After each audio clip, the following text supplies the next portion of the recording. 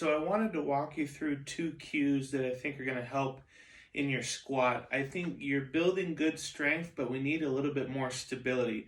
So the first one I want to talk about is twisting the floor apart.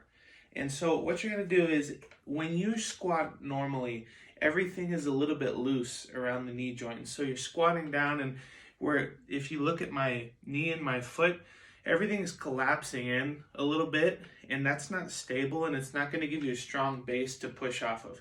And so what I want you to think of is almost like an eagle's claw coming down, landing and twisting like this. We're twisting into the ground like this with our foot. If you notice, my foot kind of collapses inward when I'm not twisting at all, but when I twist and activate it, the arch in my foot becomes a little tighter, and my knee also follows that twisting motion and kind of locks out.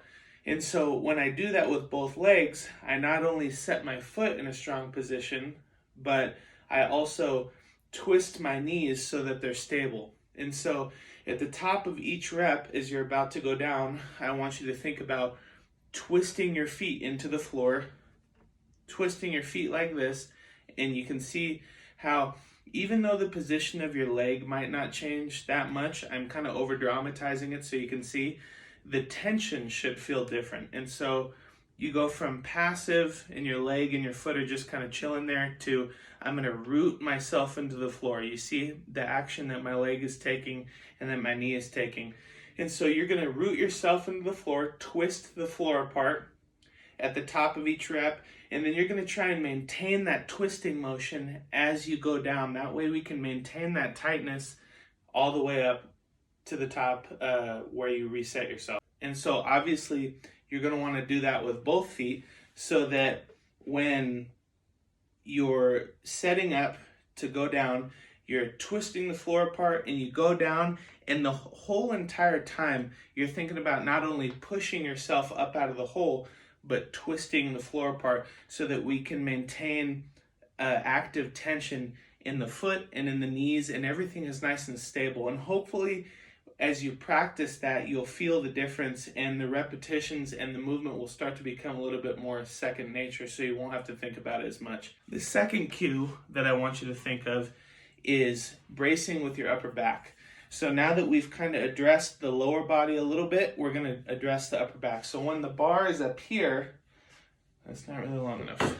When the bar is up here, if we just kind of let the bar sit here, there's not a lot of tightness. And so as we go down, we tend to round over a little bit and things are shifting. We don't want that. So when the bar is on your back, I want you to think about almost doing a lat pull down behind your neck, where we're going like this, and we're tensing the upper back, and then we're squatting down and coming up nice and tight.